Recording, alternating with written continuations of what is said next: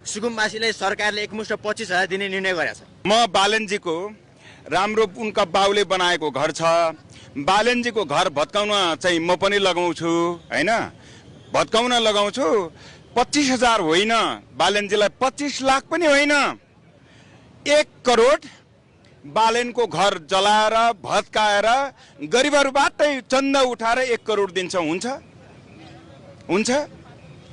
यदि हुँदैन भने गरिबको घर भत्काएर यो चाहिँ पानी माथिको ओबानो हुनको निम्ति 25,000 वा 15,000 को नाटक गर्नु भनेको चाहिँ बालनको घर भत्काएर जनताबाट गरिबबाटै 1 करोड उठाएर दिन्छौँ। यो हुन्छ? तपाईँले यो कुरो भन्नु पर्यो नि त त्यहाँ तपाईँहरूले। लाल पूर्जा पनि हेर त यसको बोली यो पनि सुकुम्बासी नभएर हुकुमबासी हो। कसले उचालेको छ यसलाई पनि, यो पनि हुकुमबासी हुनुपर्छ।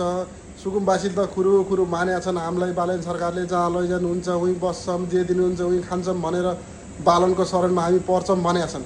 यो चाहिँ फटा चाहिँ पक्कै पनि हुकुमबासी हुनुपर्छ। कुनै दलप्रति आपत्ति भएर दलले उकासेको छ, यो सुकुम्बासी हुँदै होइन साथीहरू।